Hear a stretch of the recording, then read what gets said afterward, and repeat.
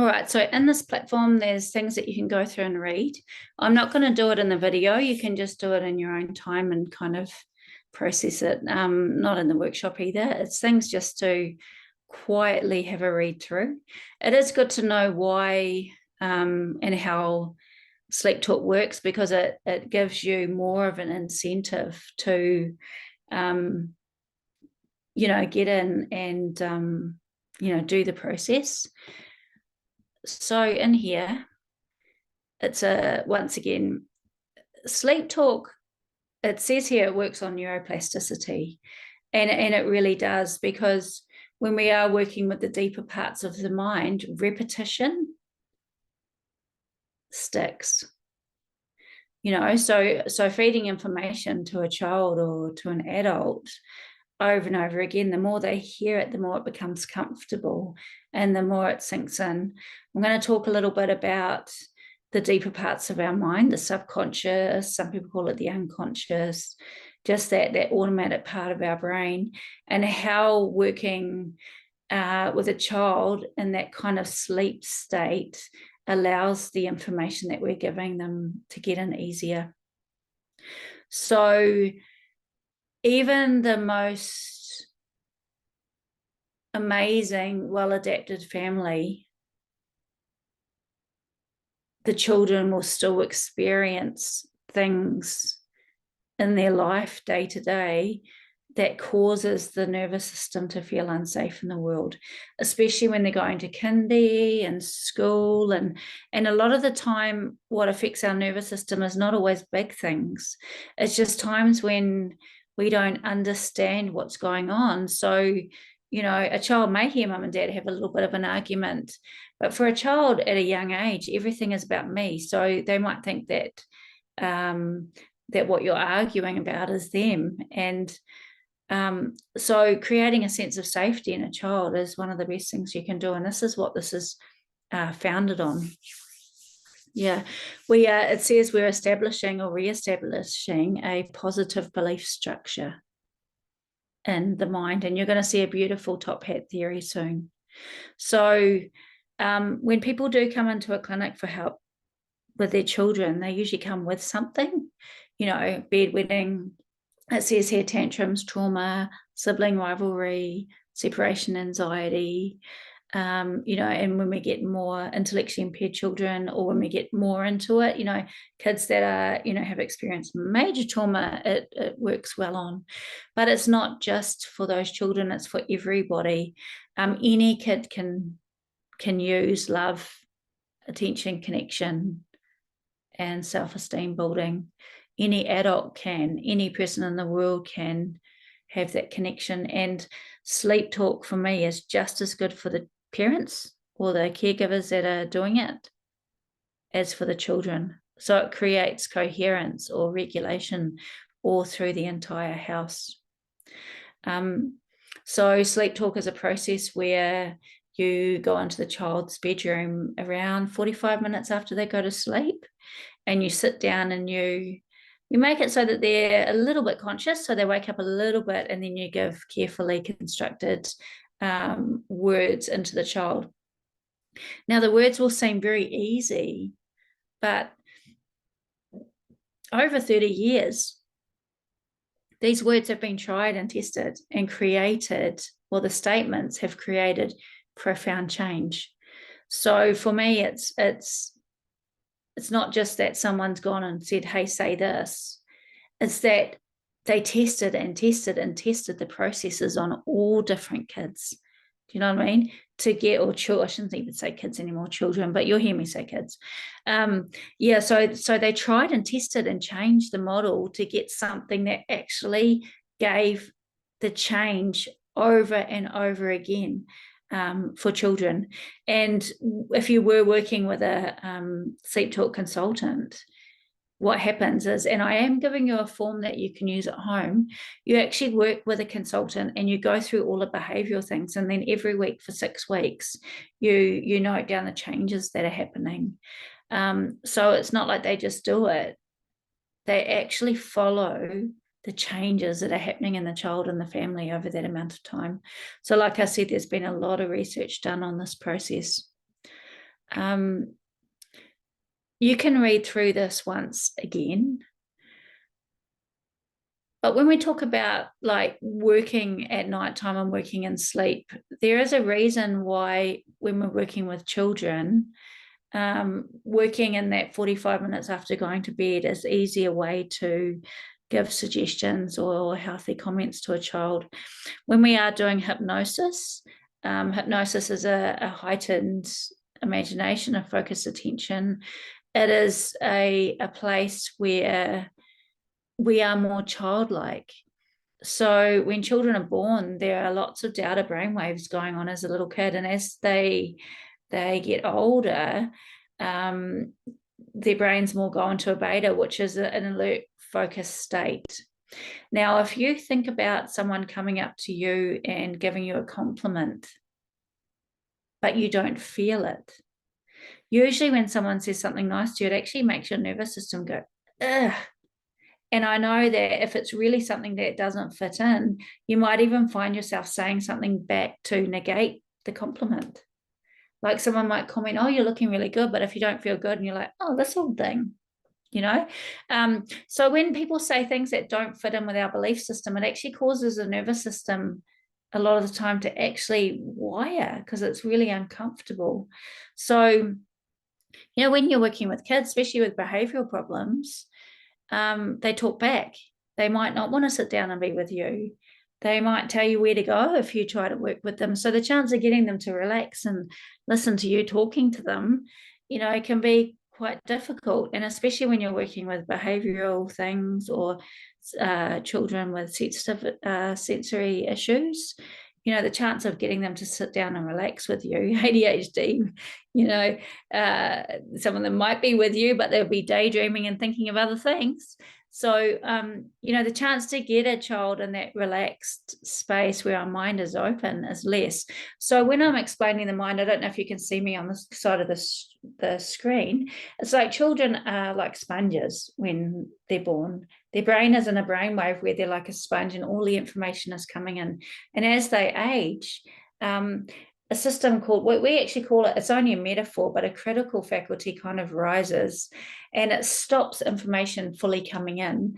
And so we call this the unconscious, and then in here is our conscious. And as we get older, this barrier comes up and stops information coming in unless it really fits into our system.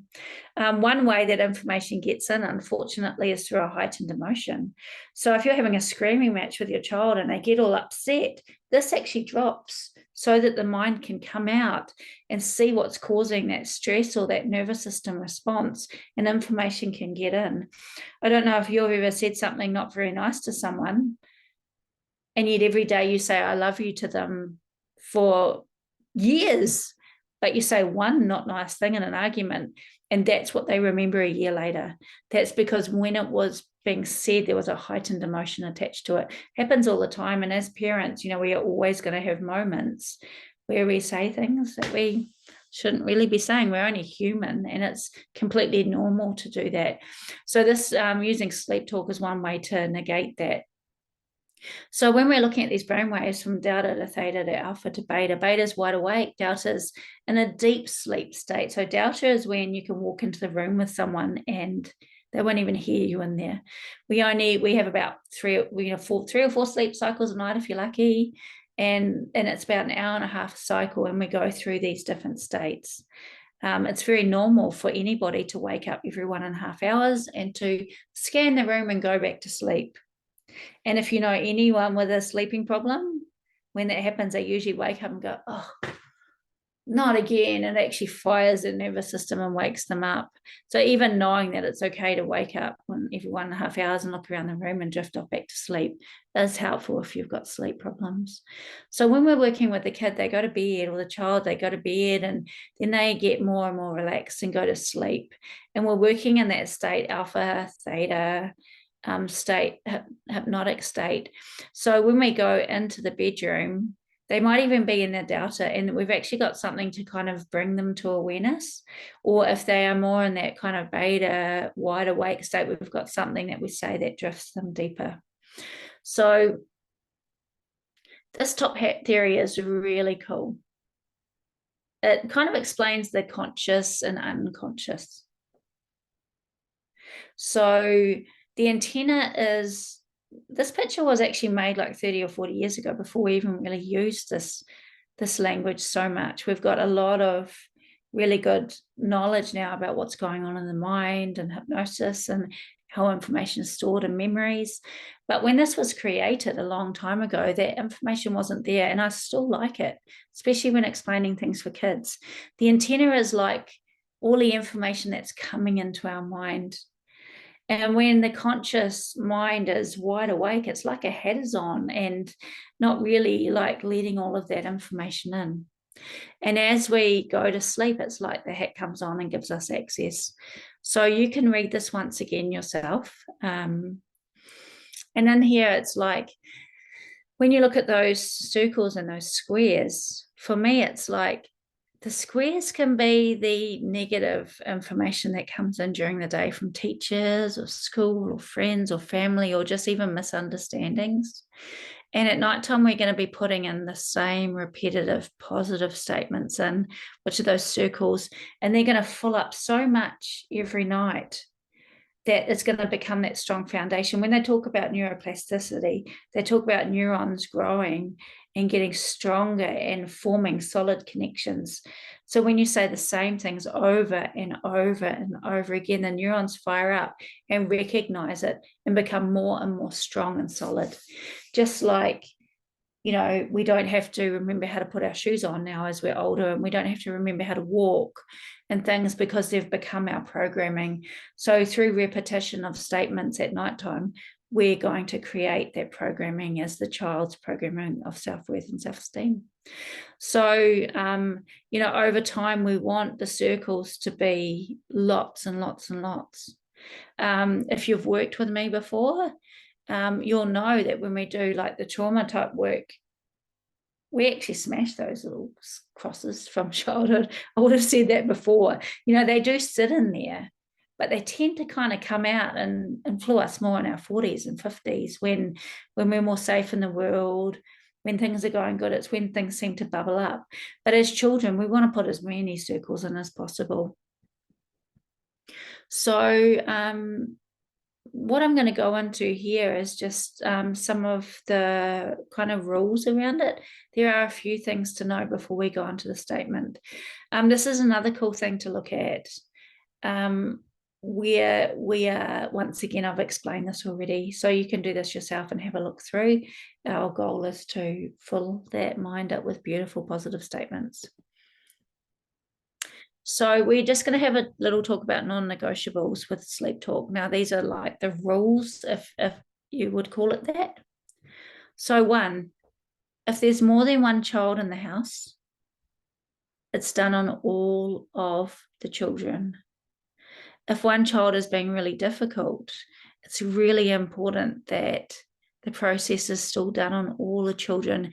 And there has been recorded cases of where parents just worked on the child that was bedwetting or the child that had anxiety, but the other children knew the process was going on and that child was getting more love and affection at nighttime. And so what happened was the other children would start developing behavioral problems because of it. So it's really important that all of the children are done. And even if that's a teenager, and if you go in there and they don't want you to do it, just have a laugh with them and say, well, look, I'm doing it with everyone, so I'll just pat you on the head. You know, it's all good. You know, mum loves you, dad loves you, all of that kind of carry on. Make a bit of a joke about it, but they'll still feel that attention. It says here, and it always says parents in here, but just remembering it's parents, caregivers, whoever's got the children at the time. So ideally, you want it delivered by both parents. And so that's not on the same night. It only takes a couple of minutes. It's, you know, you might do mum one night and dad one night, or if you're on your own, sweet, just mum or grandma or, you know, whoever it is. But if there are 2 parents or mum, whatever it is, it's nice to actually do both, like every night, just to get it. I do hear a lot of times where children are feeling disconnected from one or the other. And this will help to build that connection back. Consistency is the key. It is. Like, give it a go for 12 weeks. Get it in there. There might be nights that you can't do it. That's fine. But this is something that, it is going to last your child a lifetime, and it is going to regulate your nervous system as well. So, just do it. Put the time aside if you can. Just do it, and like they said, it doesn't matter if it gets missed. If you've got a child and they're going to go and start a Friends, if you want to, and they've got a device of some sort, you can send them a little recording that they can play to themselves at night time. It's a nice thing to have. Sometimes it says here, an ab reaction is when someone has a bit of a response to something. And you could imagine that if it's a dysregulated household, or there's been arguing going on, you can imagine that when you first go on and do it, the child might wake up and not actually want you in there. And so this is where you just sit and hold space. Maybe even explain what you're doing, and that it's for you and for them and for, whoever else is around. It will only be temporary. The child will start to actually like it. And one thing that you'll find is, you might have a 14-year-old boy. I mean, I don't know if you'll do it on a 14-year-old, but it's up to you. But, I would. You might have a boy, but when they're in that sleep state, it's almost like you're looking at that 2 or 3-year-old again when you look in their eyes, and they'll want that love and that comfort and that connection. So it's something that you just keep moving on. The child might wake up feeling good in the morning. You might even find yourself a bit like, this is weird, and you might end up saying something to them that puts them off a little bit. But it's all a process, and you just work on it. There's one thing that's really important, is that for me, sleep talk is just as good for the parents. When I do it with you later and you hear what it feels like, when you go in to their room, and if you're really stressed out, or you're not feeling good, or you've got a lack of connection or love going on, and you sit there and you have to say, Mummy loves you, Daddy loves you, everybody loves you, with that voice, it is going to heal your soul just as much, and it's going to make you feel as good just as much. And for me, and even the connection between the parents, if parents have gone through a breakup, you still say the mummy loves you, daddy loves you. If the child doesn't have, I'll get into this later, if the child doesn't have one of the parents around at all, you still say in that sleep state, mummy loves you, daddy loves you. Because what we're doing is we're building a solid unconscious foundation of having both parents loving and supporting. One of the therapies that we can do in hypnotherapy as adults is we can actually create a memory of having loving parents for people that didn't experience that. And it does create profound, deep change. So we do actually say that. And you imagine if two parents are fighting over custody, but you still have to go in the room and you have to say in a regulating voice, mummy loves you, daddy loves you, everybody loves you. It is going to help with the connection and the bond of everybody. You can't go in there and go, mummy loves you, daddy loves you. There's been times I would have said that, but not to my child, but in my head, but you know what I mean? It's a process, and it's so healing for your soul as well. Cool. So I'm going to stop this video and I'll start again for the next one.